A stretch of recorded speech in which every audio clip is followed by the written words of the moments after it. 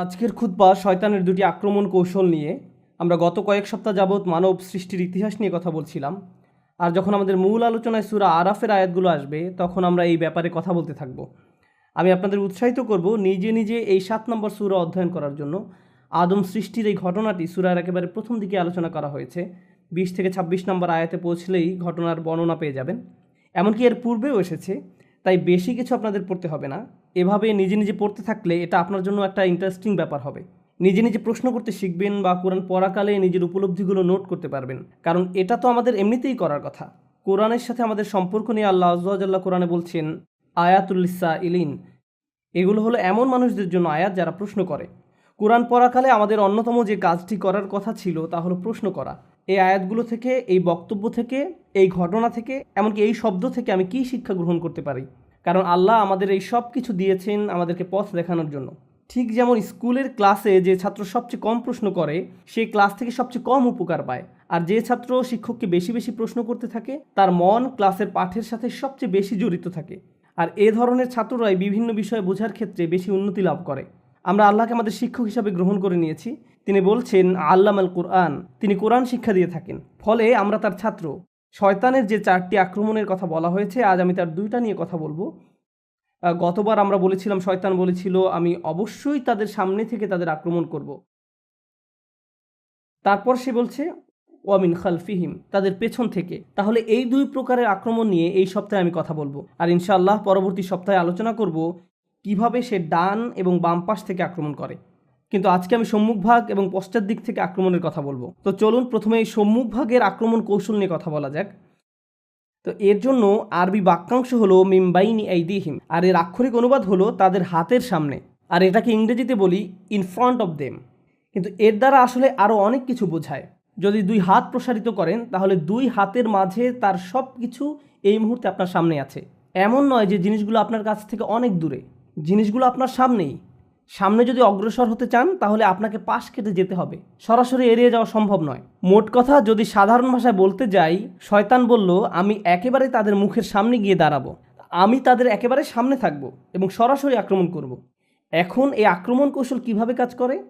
শয়তানকে তো আর আমরা দেখতে পাই না, তার কণ্ঠও শুনতে পাই না, আমরা জানি না সে দেখতে কেমন, আমরা এর কিছুই জানি না। তাহলে সামনের দিক থেকে সে কিভাবে আক্রমণ করে? আপনি যদি কোরআন জুড়ে মিমবাইনি আইদিহিম বাক্যাংশের ব্যবহার অধ্যয়ন করেন তাহলে একটা ব্যাপার শিখতে পারবেন। কোরআন এর দ্বারা এমন সব বিষয় নিয়ে কথা বলছে, চোখ খুললেই চারপাশে যা কিছু দেখতে পান, আপনার পরিবার পরিজন, বন্ধু বান্ধব, পরিবেশ পরিস্থিতি, আকর্ষণীয় জিনিস, অনাকর্ষণীয় জিনিস, এমন একটি পৃথিবী আপনার সম্মুখে বর্তমান। আর মানুষ মাত্রই আবেগপ্রবণ, তার সামনে যা আছে সেটাই সে পেতে চায়। আল্লাহ আয্যা ওয়া জাল্লা সূরা কিয়ামায় বলছেন বাল ইউরিদুল ইনসানু লিয়াফজুরা আমামা, বরং মানুষ তার সামনের জীবনেও পাপ করতে চায়। মানুষ তার সামনে যা আছে তাতেই ঝাঁপিয়ে পড়তে চায়। অনেক আগে যখন আমি ইউনিভার্সিটিতে মার্কেটিং পড়তাম তখন আমাদেরকে ভোক্তার আচরণ পড়ানো হতো। সুপার শপগুলোতে যদি যেয়ে থাকেন দেখবেন দুধ এবং ডিম একেবারে দোকানের শেষ দিকে রাখা হয়। কেন? অনেকেই দোকানে যায় শুধু দুধ এবং ডিম কেনার জন্য। তাহলে যৌক্তিকভাবে তো এগুলো দোকানের একেবারে সামনের দিকে থাকার কথা, কিন্তু পিছনে কেন রাখা হয়? কারণ তারা মানুষের ইম্পালসিভ আচরণের সুযোগ নিতে চায়। তারা সামনের দিকটা সুইস রোল, চকলেট কেক সহ নানান রকমের অপ্রয়োজনীয় জিনিস দিয়ে সাজিয়ে রাখে, কারণ আপনি সামনে যা পান তাই আপনার ঝুড়িতে নিতে চান। মানুষের আবেগ এমনই। শয়তান মানুষের এই আচরণের সুযোগ নিতে চায়। জীবন চলার পথে অনেক কিছুই আপনার সামনে এসে পড়বে, তখন শয়তান আপনাকে বলবে আরে এমন কি আর হবে, অল্প একটু উপভোগ করো, এটা তো খুব বেশি খারাপ না। সে আপনাকে ভবিষ্যতে এই কাজের কি পরিণতি হবে তা নিয়ে ভাবতে দিবে না। সে চায় এই মুহূর্তে তোমার সামনে কি আছে তা নিয়ে চিন্তা করো। আজকের দিনে ব্যাপারটা উপলব্ধি করা আরও অনেক সহজ, কারণ আমরা ডিজিটাল যুগে বাস করি। যা কিছুই আপনি দেখতে চান, যার দিকেই আপনি তাকাতে চান, শুনতে চান, ক্রয় করতে চান, সবই আপনার আঙুলের আগায়। তাৎক্ষণিকভাবে জিনিসগুলো আপনি পেতে পারেন। এমনকি যদি কোথাও যেতে চান এই মুহূর্তেই গাড়ি নিয়ে বের হতে পারবেন। আপনার মাথায় যে চিন্তাই আসে না, যে আকাঙ্ক্ষায় বাস্তবায়ন করতে চান না কেন, আপনি সাথে সাথে তার পিছনে ছুটতে পারেন। পরিণতি নিয়ে ভাবতে চান না। তো অনেক মানুষ যারা বিভিন্ন পাপে জড়িয়ে পড়ে, তাদের যদি জিজ্ঞেস করেন কেন তুমি পাপে জড়াও, তারা বলবে না যে আমি পাপী হতে চাই, তারা বলবে আমি আসলে বিষয়টি নিয়ে ভাবতে চাই না, আমি এটা নিয়ে চিন্তা করতে চাই না। আপনি যদি তাদেরকে এর পরিণতি মনে করিয়ে দিতে চান, তারা বলবে আমাকে এসব নিয়ে ভাবতে বলো না। এমন অনেক ডাক্তারের কথা জানি যারা ইমার্জেন্সি রুমে চাকরি করেন, তারা শুক্রবার রাতে বহু বাজে ঘটনা দেখতে পান। মানুষ তাদের প্রাত্যহিক জীবনের সমস্যা থেকে বেরিয়ে এসে একটু মুক্তি পেতে চায়, তাই তারা শুক্রবার রাতে মদ পান করে। তারপর ইমার্জেন্সি রুমে আপনি যেসব ভয়ানক দৃশ্য দেখতে পান তার অনেকগুলো এই মদ পানের সাথে সরাসরি জড়িত। কারণ এই মানুষগুলো চিন্তা করতে চায় না যে আমার আগে বহু মানুষের জীবন নষ্ট করেছে এই মদ। না, আমি এটা নিয়ে ভাবতে চাই না, আমার ক্ষেত্রে এমনটি ঘটবে না। আমি শুধু এই মুহূর্তে মজা পেতে চাই, আমি এখন মাতাল হতে চাই, ফলাফল নিয়ে ভাবতে চাই না। আর শয়তান আপনার কাছ থেকে প্রথমে এটাই আশা করে, আপনার সামনে যা আছে তার মাঝেই ঝাঁপিয়ে পড়তে আপনাকে প্ররোচনা দিবে। এর আরেকটা অর্থ হলো বস্তুগত জিনিস। অন্য কথায় সে চায় আমরা যেন এমন সব জিনিস নিয়ে আচ্ছন্ন হয়ে পড়ি যা দৃশ্যমান। আপনি সর্বদা গাড়ি নিয়ে চিন্তা করেন, আপনার শারীরিক সৌন্দর্য নিয়ে ভাবতে থাকেন, বারবার আয়নার সামনে গিয়ে নিজেকে চেক করেন, আমাকে দেখতে কেমন দেখায়, আমাকে কেমন দেখায়, আমার ওজন কত, কোন ড্রেসে আমাকে ভালো দেখাবে, এটাতে নাকি ওটাতে। সারাক্ষণ এভাবে বস্তুগত জিনিস, দৈহিক সৌন্দর্য বা নানা রকম পণ্যদ্রব্য এগুলো নিয়ে আপনি আচ্ছন্ন থাকেন। আবার বিভিন্ন ব্র্যান্ডের জিনিস নিয়েও মানুষ আচ্ছন্ন হয়ে পড়ে, নিজের কোন জিনিসটা অন্যদের দেখাবে তা নিয়ে সারাক্ষণ ভাবতে থাকে। কেউ কেউ সুন্দর বাড়ির প্রতি আচ্ছন্ন হয়ে পড়ে, ভাই আমি ভাড়া বাসায় থাকি, যেভাবেই হোক আমাকে নিজের বাড়িতে উঠতে হবে। এটাই এখন আমার সামনে বর্তমান। প্রতিবেশীদের সুন্দর বাড়িগুলোর সামনে দিয়ে যাওয়ার সময় স্বয়ংক্রিয়ভাবে চলার গতি তার থেমে যায়, অবাক হয়ে তাকিয়ে থাকে, কল্পনার রাজ্যে হারিয়ে যায়, মনে মনে ওই বাড়িতে বাস করতে থাকেন। আর শয়তান আপনার কাছ থেকে এটাই আশা করে। সাধারণভাবে এই জিনিসগুলো কামনা করা কিন্তু খারাপ কিছু নয়। আর একটা ব্যাপার স্মরণে রাখার জন্য আপনাদের মনোযোগ আকর্ষণ করছি। সূরাতুন নাসে আল্লাহ আমাদেরকে শয়তান সম্পর্কে বলছেন, আল্লাযী ইউওয়াসউইসু ফি সুদুরিন নাস। সে মানুষের বুকের মধ্যে কুমন্ত্রণা দেয়। মানুষের আবেগ অনুভূতি প্রকাশ করতে আরবিতে সুদূর শব্দটির ব্যবহার দেখা যায়। আল্লাহ বলছেন ওয়াসফি সুদুরা কওমিন মুমিনিন, এবং মুসলমানদের বুকসমূহ শান্ত করবেন। আল্লাহ বলছেন ওয়াসফি সুদুরা কওমিন মুমিনিন, মুমিনদের বুকসমূহ শান্ত করবেন, অর্থাৎ অন্তরসমূহ শান্ত করবেন। এর মানে হলো আল্লাহ যখন সদর বা বুক শব্দটি ব্যবহার করেন তিনি এর দ্বারা আমাদের আবেগও বুঝিয়ে থাকেন। আমরা যে রাগ করে এটিও আমাদের বুকের অংশ, কান্না বুকের অংশ, ভালোবাসা বুকের অংশ, লোভ বুকের অংশ। এভাবে আপনি আমি যত রকমের অনুভূতির অভিজ্ঞতা লাভ করি এর সবগুলোই বুকের অংশ। যখন আমরা অন্য কিছুর প্রতি আকৃষ্ট হয়ে পড়ি এটাও আমাদের বুকের অংশ। যখন আমরা কুৎসিত কোনো কিছু থেকে মুখ ঘুরিয়ে ফেলি সেটাও আমাদের বুকের অংশ। অলসতা বুকের অংশ, উৎসাহ উদ্দীপনাও আমাদের বুক থেকে আসে। এর দ্বারা এটাও বোঝায় যে আমাদের ভেতরে আল্লাহ যত রকমের আবেগ অনুভূতি দান করেছেন, রাগ, ভয়, সুখ, এই অনুভূতিগুলোই আমাদের সংজ্ঞায়িত করে। এগুলো সবই প্রকৃতিগত এবং শয়তান এগুলোর সুযোগ গ্রহণ করে। সে আপনার রাগ হওয়ার অনুভূতিকে ব্যবহার করে আপনাকে কষ্ট দিবে, সে আপনার সুখ অনুভূতিকে ব্যবহার করবে আপনাকে পথভ্রষ্ট করার জন্য, সে আপনার অলসতাকেও আপনার বিরুদ্ধে ব্যবহার করবে, আপনার দুঃখের অনুভূতির মাধ্যমে আপনাকে পথভ্রষ্ট করতে চাইবে। কিন্তু সে জানে কিভাবে আপনাকে প্রভাবিত করতে হয়, কিভাবে আপনাকে দিয়ে এমন কিছু অনুভব করাতে হয় যা আপনার অনুভব করার কথা নয়, এবং কিভাবে অতিরিক্ত মাত্রায় তা করতে হয়। এটা সত্য যে সবাই সুন্দর কিছুর প্রতি আকৃষ্ট হয়, কে সুন্দর বাড়িতে বাস করতে চায় না। প্রকৃতপক্ষে আল্লাহ আমাদেরকে জান্নাতে বড় বড় ম্যানশন দেওয়ার কথা বলছেন, সুন্দর সুন্দর বাগান দেওয়ার কথা বলেছেন, ঝর্ণার কথা বলেছেন। আমরা এই দুনিয়াতে যদি এগুলোর প্রতি আকৃষ্ট না হতাম তাহলে পরকালেরগুলোর জন্য আমরা আকৃষ্ট হব কেন? দুনিয়াতে এগুলোর প্রতি আকর্ষণ থাকার কারণেই তো জান্নাতকে এতটা আবেদনময়ী মনে হয়। তাই সুন্দর জিনিসের প্রতি আকৃষ্ট হওয়া আমাদের প্রকৃতিগত। শয়তান কি করতে চায়? শয়তান এই অনুভূতির ভারসাম্য নষ্ট করতে চায়। আমি অমুক জিনিসটি পাওয়ার জন্য যা যা করার সবই করব, আমি এর পরিণতি নিয়ে ভাবতে চাই না, এটা আমার সামনে, আমি এখনই এটা চাই। এর বিপরীতে আল্লাহ কি অফার করছেন তা ভালোভাবে বোঝার জন্য আপনাদের নিকট একটা উপমা উপস্থাপন করতে চাই। কেউ যদি আপনার কাছে এসে এভাবে প্রস্তাব দেয়, দেখো আমার কাছে একটা বাড়ি আছে, এই হলো তার ছবি, খুবই সুন্দর ম্যানশন, এর সামনে সমুদ্র সৈকত আছে, এটি একটি টিলার উপরে অবস্থিত, বাড়ির সামনের দৃশ্য অসাধারণ সুন্দর, ভেতরের ডিজাইনও তুমি যেমন চাও ঠিক সেই রকম, তুমি যা চাইতে তার সবই এই বাড়িতে আছে, এই বাড়ির দাম কয়েক মিলিয়ন ডলার, কিন্তু আমি তোমার কাছে এটি মাত্র $200 বিক্রি করব। তো প্রথমত আপনি এটি বিশ্বাস করবেন না, না আপনি এটি আমার কাছে $200 বিক্রি করবেন না। এরপর সে তার প্রস্তাবটি বিস্তারিত ব্যাখ্যা করে বলল, দেখো আমি গ্যারান্টি দিচ্ছি আমি তোমার কাছে এটি $200 বিক্রি করব, কিন্তু একমাত্র শর্ত হলো ঠিক 15 বছর পরে তোমার নিকট এটি হস্তান্তর করা হবে, তুমি এখন এটির দখল পাবে না। $200 কিন্তু তোমাকে এখনই দিতে হবে, বাড়ির মালিকানা পাবে 15 বছর পর। এই কথা শোনার পর আপনি কোনোভাবেই এই প্রস্তাবে আর রাজি হবেন না, আপনার কাছে মনে হবে এটি একটা প্রতারণা। আল্লাহ আমাদেরকে ঠিক এরকমই একটি প্রস্তাব দিচ্ছেন, এই হলো জান্নাত, এতে যেতে বেশি কিছুর দরকার নেই, আমি তোমাদের কাছে অনেক কিছু চাচ্ছি না, কিন্তু তোমরা এখন যেতে পারবে না। বিপরীতে শয়তান এসে বলে, আমি তোমাদেরকে জান্নাত দিতে পারবো না, আমি তোমাকে এর চেয়ে অনেক কম দিব, কিন্তু ব্যাপারটা হলো আমি তোমাকে এই মুহূর্তে দিব, জাস্ট এখনই এই আনন্দ নিয়ে নাও, এটি অনেক সহজ, আমাকে তোমার কিছুই দিতে হবে না। এভাবে সে তাৎক্ষণিক ভোগের প্রস্তাব দেয়। আপনাদের মধ্যে যারা ব্যবসা করেন তাদের উদ্দেশ্যে বলছি, কেউ এসে যদি আপনাকে বলে আমি তোমার থেকে এই মালামাল কিনতে চাই কিন্তু আমি পরের মাসে টাকা দিব, ঠিক তখন অন্য একজন এসে বলল আমিও তোমার এই মালামাল কিনতে চাই আর আমি তোমাকে এখনই সব টাকা নগদ দিব, আমাকে 10% ডিসকাউন্ট দাও। নগদ প্রস্তাবেই রাজি হবেন। আমি টাকার জন্য আরও 1 মাস অপেক্ষা করতে চাই না। মানুষ তুহিব্বুনাল আজিলাহ, তড়িৎ পাওয়া যায় এমন জিনিসকে ভালোবাসে। শয়তান এর সুযোগ গ্রহণ করে, সে আপনাকে উত্তেজিত করে তুলবে। তোমাকে অপেক্ষা করতে হবে কেন? তোমাকে কেন ধৈর্য ধরতে হবে? তুমি যদি চাও এখনই জিনিসটা পেতে পারো। তুমি কি সুখ পেতে চাও না? সে এভাবে আপনার সামনে এসে দাঁড়াবে। আপনি তখন আকাঙ্ক্ষিত বস্তুটি ছাড়া আর সামনে কিছুই দেখতে পান না। জিনিসটি পেতে এমন অন্ধ হয়ে পড়েন যে এর ফলে আপনি নিজে কি কি ক্ষতির সম্মুখীন হবেন বা অন্য কারো কি কি ক্ষতি হবে তা নিয়ে আপনি চিন্তাও করতে চান না। আপনি তখন সম্পূর্ণরূপে শয়তান দ্বারা পরিচালিত হয়ে পড়েন। সম্মুখ ভাগ থেকে এটা শয়তানের অন্যতম প্রধান একটি আক্রমণ কৌশল। সামনের দিক থেকে আক্রমণ করে সে আপনাকে অনেকটা অন্ধ করে দেয়। মিম্বাইনি আইদিহিম, এর আরেকটা অর্থ হলো ভবিষ্যৎ। কিছু যদি আপনার সামনে এসে পড়ে, যেমন ট্রাফিক জ্যামে আটকা পড়েছেন আর বিশাল এক ট্রাক একেবারে আপনার সামনে উপস্থিত, তখন ট্রাফিক জ্যামটি কত লম্বা তা আপনার পক্ষে বুঝে ওঠা সম্ভব নয়। আপনি এদিক ওদিক কাত হয়েও সামনের দিকটা দেখতে পারবেন না, কারণ ট্রাকটি এত বিশাল আকারের যে এটি সামনের দিকটা সম্পূর্ণ ব্লক করে ফেলেছে। যখন কিছু একটা আপনার একেবারে মুখোমুখি এসে দাঁড়ায়, আপনি দূরের কিছু আর দেখতে পান না। শয়তান এরকম একটি ব্যাপার আপনার কাছ থেকে আশা করে। আপনার আমার সামনে অবশ্যই যে ব্যাপারটা ঘটবে তা হলো আল্লাহর সাক্ষাৎ। আপনি এবং আমি আমাদের প্রভুর দিকে এগিয়ে চলছি। এমনকি আপনি যদি দাঁড়িয়েও থাকেন, আপনি আসলে একটি কনভেয়ার বেল্টের উপর দাঁড়িয়ে আছেন যা আপনাকে আল্লাহর দিকে নিয়ে যাচ্ছে।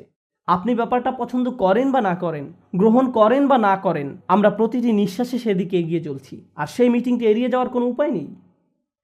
আর শয়তান আপনাকে এটা দেখতে দিতে চায় না। সে চায় না আমাদের মনে যেন এই ভাবনাটা আসে যে দিন যত যায় আমরা ততটা আল্লাহর কাছাকাছি হচ্ছি, আগামীকাল আরেকটু এগিয়ে যাব, এর পরের দিন আরও এগিয়ে যাব। ভবিষ্যতের ব্যাপারে শয়তান চায় আল্লাহর সাথে যে আপনার সাক্ষাৎ হবে এটা নিয়ে যেন চিন্তা না করেন, বরং সে চায় আপনার বন্ধুদের সাথে সাক্ষাৎ নিয়ে যেন আপনি চিন্তামগ্ন থাকেন, বা ছুটির দিনে কোথাও একত্রিত হওয়া নিয়ে, ভালো কোনো সময় নিয়ে, এই শুক্রবারে আমরা কি করব, পরের ছুটির দিনে কি করব। ভবিষ্যতের ব্যাপারে সে চায় নিকট ভবিষ্যৎ নিয়ে যেন চিন্তা করেন আর দীর্ঘমেয়াদী ভবিষ্যতের কথা যেন ভুলে যান। অনেকের কাছে দীর্ঘমেয়াদী চিন্তাটা এরকম যে আমি তো দীর্ঘমেয়াদী চিন্তা করছি, আমি চিন্তা করছি কিভাবে একটি বাড়ির মালিক হওয়া যায়, অথবা চিন্তা করছি কোন শহরে বসতি করব, বা আমি ভবিষ্যৎ শিক্ষা নিয়ে চিন্তা করছি।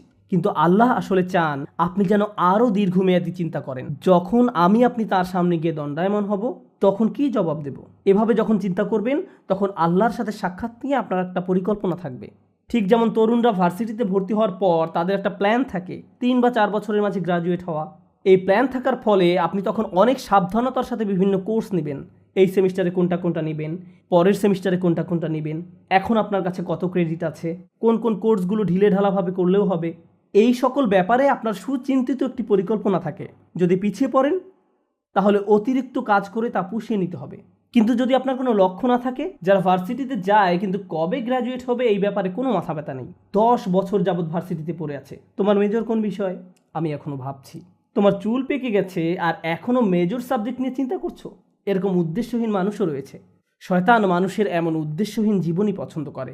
সে চায় আপনি যেন উদ্দেশ্যহীন জীবনযাপন করেন। আর যে লক্ষ্যটি আল্লাহ আমাদের সামনে ঠিক করে রেখেছেন তা হলো তার সাথে সাক্ষাৎ। যদি এই লক্ষ্যটি আপনার সামনে থাকে তাহলে জীবনে যে কোনো সিদ্ধান্ত নেওয়ার সময় আপনি চিন্তা করবেন, যখন আমি আল্লাহর সাথে সাক্ষাৎ করব, পরবর্তী সিদ্ধান্তটি নেওয়ার পূর্বে আমাকে আল্লাহর জিজ্ঞাসাকে, আল্লাহর সাক্ষাৎকে সবসময় বিবেচনায় রাখতে হবে।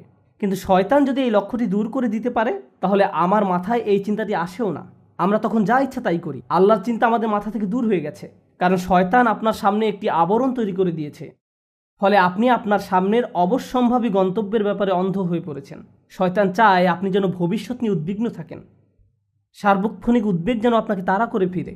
আমার ছেলে কি করবে, সে কি অবাধ্য হয়ে পড়বে, আমার মেয়ে কি করবে, আমার স্বামী কি করবে, আমার স্ত্রী কি করবে। আপনি এভাবে অন্যদের নিয়ে সবসময় উদ্বিগ্ন থাকেন, তারা কি করবে, যেন তাদের দায়িত্ব আপনার উপর বা আপনি তাদের নিয়ন্ত্রণ করেন। আমরা নিজেদেরকে ভালোভাবে নিয়ন্ত্রণ করতে পারি না, অথচ মনে করি যেন আশপাশের সব কিছুই আমরা নিয়ন্ত্রণ করতে পারবো, তাদের ভবিষ্যৎ কি হবে তাও নিয়ন্ত্রণ করতে পারবো। আপনি এমন অনেক মায়ের সন্ধান পাবেন দুশ্চিন্তা একেবারে মরে যাচ্ছেন যে আমার মেয়ের কেন বাচ্চা হচ্ছে না, তার কখন বাচ্চা হবে, সে তাকে ফোন করে এভাবে, আল্লাহ চায় তোমার জন্য একটি বাচ্চা হয়। আল্লাহ তার জন্য সন্তান চায় না, আপনি চাচ্ছেন। আমি জানি না আপনি আল্লাহর কাছ থেকে কোনো ইমেল পেয়েছেন কিনা যে তাকে এভাবে বলছেন। এভাবে চরম আকাঙ্ক্ষিত পার্থিব জিনিসটি আপনার অন্তরে সবসময় জায়গা দখল করে রাখে। ফলে ভবিষ্যতের চিন্তা বলতে শুধু এটাই বুঝেন, আমার অমুক জিনিসটি নেই, আমার তো এটা নেই, আমার এটার জন্য অপেক্ষা করছি, আমি জানি না কেন এটা পাচ্ছি না। জিনিসটি পাওয়ার জন্য এভাবে আপনি সম্পূর্ণ আচ্ছন্ন হয়ে পড়েন, পুরোপুরি ব্যাকুল হয়ে পড়েন। শয়তান চায় এভাবে সম্পূর্ণভাবে যেন আপনি আচ্ছন্ন হয়ে পড়েন। কারণ যদি এমনটা করেন, প্রথমত আল্লাহ আপনাকে যা দিয়েছেন তাতে সুখী থাকবেন না, দ্বিতীয়ত সহজেই ভুলে যাবেন যে যিনি সব কিছু নিয়ন্ত্রক তিনি হলেন আল্লাহ। আমি আসলে আমার সন্তানদের নিয়ন্ত্রণ করি না। একটি নির্দিষ্ট বয়সে পৌঁছানোর পর তারা যা কিছু করে তা তাদের এবং আল্লাহর মাঝে। সর্বোচ্চ আমি যা করতে পারি তা হলো উপদেশ দেয়া, তাদের সিদ্ধান্ত একান্তই তাদের। যদি আমাদের রাসূলুল্লাহ সাল্লাল্লাহু আলাইহি সাল্লাম তার নিজ কন্যা ফাতেমার দিকে ফিরে বলতে পারেন, হে মুহাম্মাদের মেয়ে ফাতিমা, আল্লাহকে ভয় করো, আমি তোমাকে আল্লাহ তাআলার পাকড়াও হতে রক্ষা করতে পারবো না, তোমাকে সাহায্য করার মতো কোনো সামর্থ্য আমার থাকবে না, তিনি এটাই তার নিজের মেয়েকে বলেছেন, তাহলে আমরা কিভাবে মনে করি যে আমরা অন্যদের নিয়ন্ত্রণ করতে পারবো? এমনকি আমাদের পরিবারের মধ্যেও শয়তান চায় আমরা যেন মনে করি আমরা হলাম নিয়ন্ত্রক, কিন্তু বিষয়টা আসলে আল্লাহর অধিকারে। সে আমাদের মনকে এভাবে সম্পূর্ণ আচ্ছন্ন করে ফেলে। আর অবশ্যই মানুষকে নিয়ন্ত্রণ করতে গেলে হিতে বিপরীত হয়। মানুষকে নিয়ন্ত্রণ করা যায় না, আসলেই যায় না, আসলেই যায় না। আর যখন নিয়ন্ত্রণ করতে গিয়ে ব্যর্থ হন, তখন আরও বেশি উদ্বিগ্ন হয়ে পড়েন, আপনি ক্রমাগত নেতিবাচক হয়ে পড়েন। আর আপনি যখন সম্পূর্ণ নেতিবাচক হয়ে পড়েন, তখন আপনার পক্ষে কৃতজ্ঞ হওয়া অসম্ভব হয়ে পড়ে। খেয়াল করে দেখুন আয়াতটি কীভাবে শেষ হয়েছে। আপনি তাদের অধিকাংশকেই কৃতজ্ঞ পাবেন না। তারা সবসময় নেতিবাচক চিন্তা করবে, আমার চাকরির কি হবে, টাকা কোথায় পাবো, এটা কোত্থেকে আসবে, ওটা কোত্থেকে আসবে, স্বাস্থ্যের কি হবে, বাচ্চাদের কি হবে, অমুক অমুক ব্যাপারে কি হবে, যদি তারা জেনে যায়, যদি এমনটা ঘটে, যদি সে কিছু বলে বা যদি তিনি কিছু করেন। আর এসব তুচ্ছ ব্যাপার নিয়ে আপনি এতটা আচ্ছন্ন হয়ে পড়েন যে ভুলে যান আল্লাহ ভবিষ্যতের নিয়ন্ত্রক। আপনি আমি এর নিয়ন্ত্রক নই। আমরা যে একটি ভালো দিন অতিক্রম করি, এটা এই জন্য নয় যে আমরা খুব ভালোভাবে প্ল্যান করে দিনটি কাটিয়েছি বা আমরা এটা অর্জন করেছি বা দিনটাকে নিয়ন্ত্রণ করে কাটিয়েছি। একমাত্র আল্লাহর কাছ থেকেই প্রশান্তি আসে। আমাদের শরীর যে সঠিকভাবে কাজ করছে এবং এখানে শুক্রবারে জুমার নামাজের জন্য যে এসে বসে আছি, আল্লাহ আমাদের এই শক্তি সামর্থ্য দিয়েছেন। আর আমরা এটা ভুলে যাই। আমরা মনে করি ভবিষ্যতের সব কিছু আমরা নিজেরাই সমাধান করে ফেলতে পারবো। শয়তান এই কাজটাই করে। সে আপনাকে এই ধারণা দিয়ে বিভ্রান্ত করে ফেলে যে ভবিষ্যৎ আমাদের নিয়ন্ত্রণে। শয়তানের আরও একটি বড় অস্ত্র হলো ভবিষ্যৎ সম্পর্কে আপনাকে হতাশ করে দেয়া। আরে কোনো কিছুতেই কাজ হবে না, পূর্বের কোনো পরিকল্পনাই তো কাজে আসেনি, তুমি সব সময় ব্যর্থ হবে, তোমার কপালে শুধু ব্যর্থতাই আছে। এভাবে নিজের সম্পর্কে এত হতাশ এবং নেতিবাচক হয়ে পড়েন যে আপনি শুধু নিজের সম্পর্কে হতাশাজনক মনোভাব পোষণ করেন না, বরং এই হতাশা সংক্রামক হয়ে পড়ে। যেমন কেউ যদি পরীক্ষায় পাশ করে আসে, আপনি হয়তো তখন বলে বসেন, পাশ করলে কি হবে, চাকরি পাবে না, পারিবারিক ঐতিহ্য, কী বা করার আছে। এটা শয়তানের দুঃখবাদ বা হতাশার একটা অংশ। সে আপনার কাছ থেকে এটাই আশা করে। কারণ কেউ যদি সবসময় এভাবে দুঃখ এবং হতাশায় নিমজ্জিত থাকে, তাহলে কিভাবে সে আল্লাহর প্রতি আশা ধরে রাখবে? কোন অন্তর নিয়ে তারা আল্লাহর নিকট দোয়া করবে? যদি তারা ইতোমধ্যেই পরাজয় স্বীকার করে নেয়, তাহলে কোনো কিছুই আর কাজ করবে না। তখন আল্লাহর নিকট থেকে তাদের আর কোনো প্রত্যাশা থাকে না। আল্লাহর সাথে আমাদের সবচেয়ে গুরুত্বপূর্ণ সম্পর্ক হলো তার নিকট দোয়া করা, তার নিকট আশা করা। আর আপনি নিজেই কিনা এই সম্পর্কটা কেটে দিলেন, আশাহীন হয়ে গেলেন। শয়তানের সংজ্ঞাই হলো সে আশাহীন, হতাশ, আর সে চায় আপনিও তার মতো আশাহীন হয়ে পড়েন। এভাবে মানুষকে সে সম্মুখ ভাগ থেকে আক্রমণ করে। মানুষ জীবনে বিভিন্ন লক্ষ্যবানে ছুটে চলবে, এটাই স্বাভাবিক। আর এক্ষেত্রেও শয়তানও আমাদের বিভ্রান্ত করে ফেলে। এটাও তার সামনের দিক থেকে আক্রমণের কৌশলের অংশ।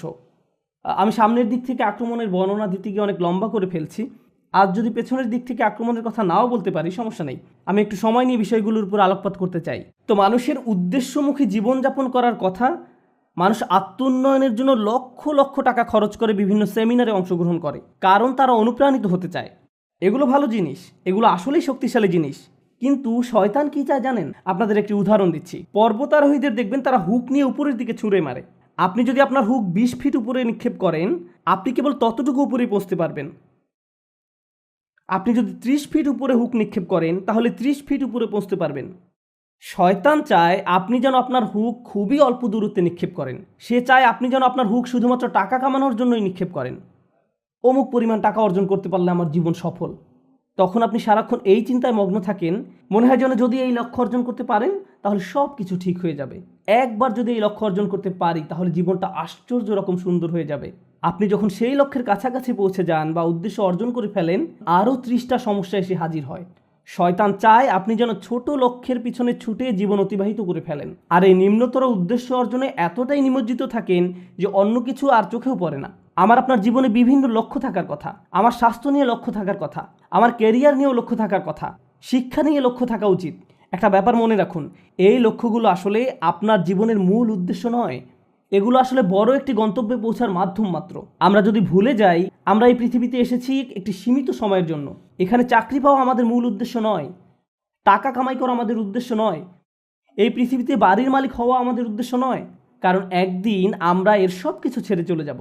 এই দুনিয়াতে আমাদের উদ্দেশ্য হলো ভালো কিছু করা, আমাদের নিজেদের জন্য ভালো কিছু করা এবং এমন ভালো কিছু পেছনে রেখে যাওয়া যা আমাদের মৃত্যুর পরেও কাজে লাগবে। এই উদ্দেশ্যে আমাদের এই দুনিয়াতে রাখা হয়েছে। এই ব্যাপারটা যদি আপনার মাথায় থাকে তাহলে আপনার শিক্ষা যদি আপনাকে ভালো কিছু করার দিকে নিয়ে যায়, আপনার বাড়ি যদি আপনাকে ভালো কিছু করতে সাহায্য করে, আপনার গাড়ি আপনাকে ভালো কিছু করার দিকে নিয়ে যায়, তাহলে এগুলোর একটি উদ্দেশ্য আছে। এগুলো নিজে উদ্দেশ্য নয়, কিন্তু শয়তান এগুলোকেই আপনার উদ্দেশ্য বানিয়ে ফেলতে চায়।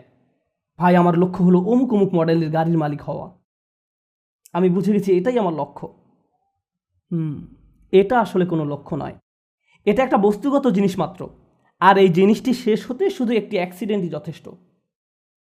যে বাড়িটি নিয়ে আপনি এত বেশি মগ্ন হয়ে আছেন, শুধু একটি ভূমিকম্প এটি ধ্বংস করে দেওয়ার জন্য যথেষ্ট।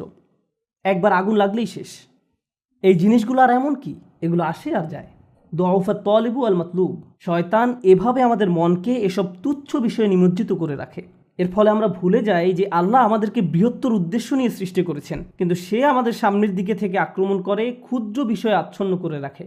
ফলে আমরা আমাদের সৃষ্টির উদ্দেশ্যের কথা ভুলে যাই। শয়তানের সামনের দিক থেকে আক্রমণ করা নিয়ে সর্বশেষ যে কথাটি বলতে চাই, আপনাদের অনেকের কপালে হয়তো সামনে অনেক টাকা আছে, আবার কারো কারোর জন্য জীবন হয়তো অনেক বড় বড় চ্যালেঞ্জ অপেক্ষা করছে, আল্লাহ জানেন। কারো কারো জীবন হয়তো অনেক সুখ অপেক্ষা করছে, আল্লাহ জানেন, আমরা জানি না।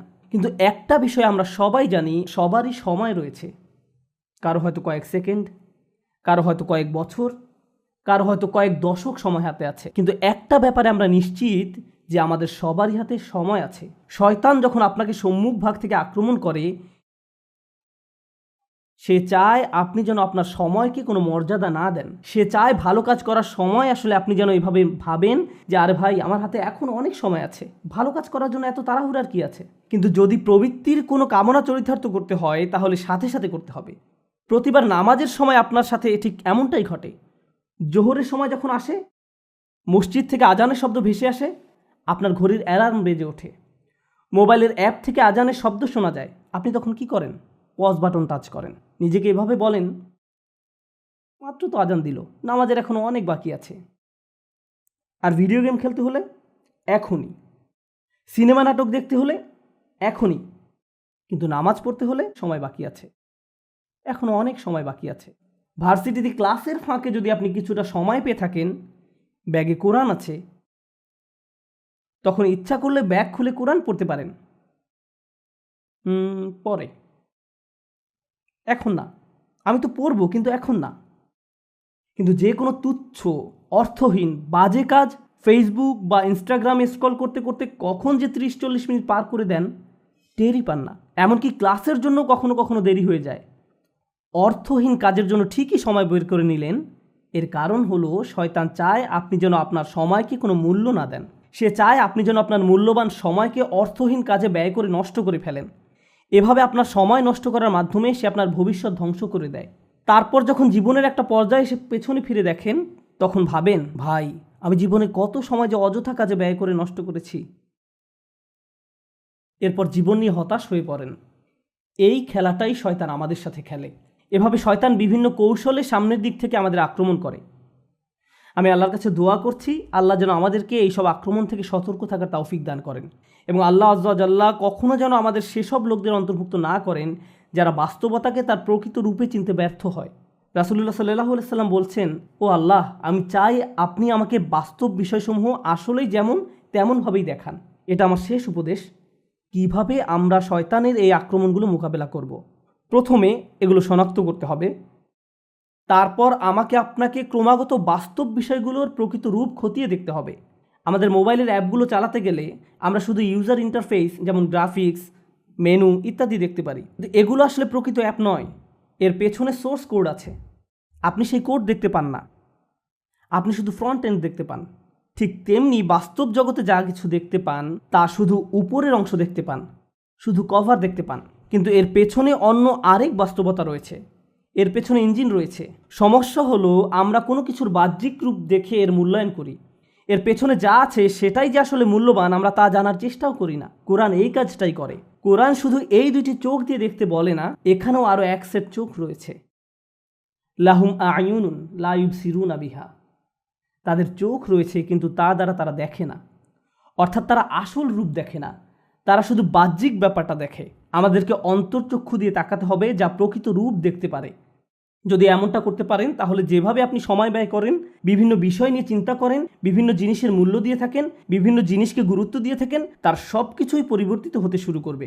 কারণ দিন শেষে আল্লাহর সাথে সাক্ষাৎ করার পূর্বে আমাদের হাতে জীবনের যে অংশটুকু বাকি আছে তার মূল ব্যাপার হলো ইউনাব্বাউল ইনসানু ইয়াউমা ইযিন বিমা কদ্দামা ওয়া আখার। কিয়ামতের দিন মানুষকে জিজ্ঞাসা করা হবে কোনটাকে তুমি প্রাথমিক পর্যায়ে গুরুত্ব দিয়েছো আর কোন ব্যাপারটাকে দ্বিতীয় পর্যায়ভুক্ত মনে করেছো। সবকিছুর মূল কথা এটাই, আমি আপনি যত সিদ্ধান্ত নিয়েছি তাতে কোনটাকে প্রায়োরিটি দিয়েছি আর কোনটাকে ফেলে রেখেছি। আর শয়তান এখানেই ঝামেলা তৈরি করতে চায়। সে আমাদেরকে ভুল ব্যাপারে অগ্রাধিকার দিতে প্ররোচিত করে। সে চাইবে আমরা যেন সত্যিকারের গুরুত্বপূর্ণ কাজটা ফেলে রাখি। আমরা দোয়া করি আল্লাহ যেন আমাদেরকে সেসব মানুষের অন্তর্ভুক্ত করেন যারা কাজের ক্ষেত্রে সঠিক অগ্রাধিকার নিশ্চিত করতে পারে, এবং শয়তানের কুমন্ত্রণা যেন আমাদেরকে আমাদের উদ্দেশ্য থেকে বিচ্যুত করে না দেয়। বারাকাল্লাহু লি ওয়া লাকুম ফিল কুরআনিল হাকিম ওয়া নাফা'নি ওয়া ইয়্যাকুম বিল আয়াতি ওয়াজ যিকরিল হাকিম। আশহাদু আল্লা ইলাহা